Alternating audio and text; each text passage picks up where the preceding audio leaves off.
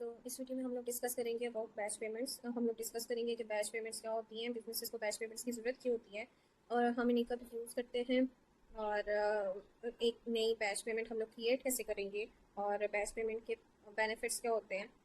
तो सबसे पहले हम लोग स्टार्ट करते हैं कि बैच पेमेंट्स होती हैं। बैच पेमेंट एक ऐसा मेथड होता है कि जिसके थ्रू हम लोग बहुत सारी पेमेंट को एक सिंगल बैच के अंदर एक साथ हम लोग हैंडल कर सकते हैं।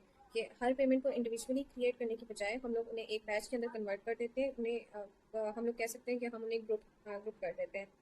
अब इन सिंपल वर्ड्स अगर कहें तो अगर बिजनेस को एक ही टाइम पे बहुत सारी पेमेंट रिसीव हुई हैं तो वो यूजर्स को अलाउ करता है कि वो उन्हें एक ही बैच के अंदर ग्रुप कर दें for easier management and trekking.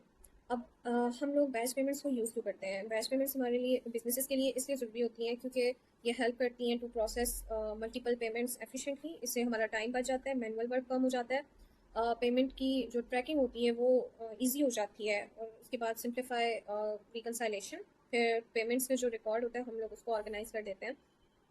तो इंस्टेड ऑफ मैनेजिंग बहुत सी individual payments one by one, हम बिजनेस क्या करते हैं कि उन्हें एक साथ प्रोसेस कर लेते हैं एक सिंगल बैच के अंदर। अगर हम लोग अपनी कंपनी की एग्जांपल लें तो सपोज वी हैव 5 कस्टमर और उन्होंने हमें पे किया डिफरेंट टूर के पैकेजेस। एक ही बैंक से उन्होंने पे किया हमें, बैंक अकाउंट से ऑन द सेम डे। तो हम लोग सारी जो पेमेंट्स हैं उनको separately one by one process करने की बजाय जो हमारी फाइनेंस की टीम है उन्होंने बैच पेमेंट क्रिएट कर दी है जिसके अंदर ये सारी 500 की 500 पेमेंट्स उन्होंने ग्रुप कर दी है।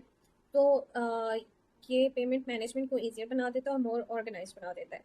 तो अब हम लोग बैच पेमेंट्स को कब यूज़ करते हैं? बैच पेमेंट्स को हम कॉमनली तब यूज़ करते हैं जब हमें कस्टमर से मल्टीपल पेमेंट्स एक ही साथ रिसीव होती हैं। बहुत सी इन्वाइसेस जो हैं वो सेम डे पे हो जाती हैं। बैंक ट्रांसफ़र जो होते हैं वो ग्रुप्स में प्रोसेस्ड होते हैं। फिर फाइनेंस की टीम्स को ईजियर रिकनसाइलेशन चाहिए होती है। तो बैच पेमेंट मोस्टली ऑर्गेनाइजेशंस तब यूज़ करती हैं कि जब वो लार्ज नंबर ऑफ ट्रांजेक्शन्स को रेगुलरली प्रोसेस कर रहे हो। अब बैच पेमेंट में और पेमेंट में डिफरेंस क्या है? अब इंडिविजुअल पेमेंट में क्या होता है कि एक पेमेंट लिंक होती है एक कस्टमर की ट्रांजैक्शन के साथ, लेकिन बैच पेमेंट में क्या होता है कि मल्टीपल पेमेंट्स को हम एक ही ग्रुप में मतलब उन्हें ग्रुप कर देते हैं।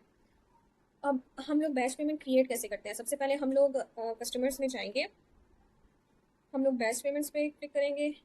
यहाँ पे अभी हमारे पास कोई बैच पेमेंट क्रिएट नहीं हुई, न्यू के ऊपर क्लिक करके यहाँ पे इनबाउंड भी है, बैच टाइप और आउटबाउंड भी है। इनबाउंड का मतलब क्या होता है कि मनी जो है वो हमें कस्टमर से रिसीव हुई है, और आउटबाउंड का मतलब ये होता है कि जब हमने वेंडर्स को बहुत सारी पेमेंट एक साथ भेजनी होती है तो तब हम लोग आउटबाउंड को सिलेक्ट करते हैं। इसके लिए हम अभी के लिए हम लोग इनबाउंड पे सिलेक्ट करेंगे।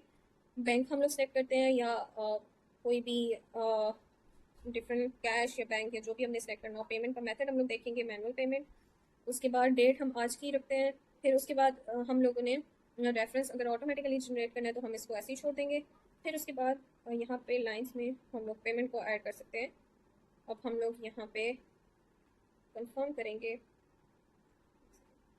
यहाँ पे हम लोग सेलेक्ट करेंगे तो ये हमारे पास पेमेंट्स ऐड हो जाएंगी। उसके बाद जब हम लोग इसको वैलिडेट पे क्लिक करेंगे तो ये सेंड में स्टेटस इनका चेंज हो जाएगा, और जब हम लोग यहाँ पे हमारे पास नंबर आ जाएंगे, यहाँ पे डेट आ जाएगी, और उसके बाद यहाँ पे हमारे पास डिफरेंट अमाउंट्स आ जाएंगी पेमेंट की, और यहाँ पे हमारे पास टोटल अमाउंट आ जाएगी।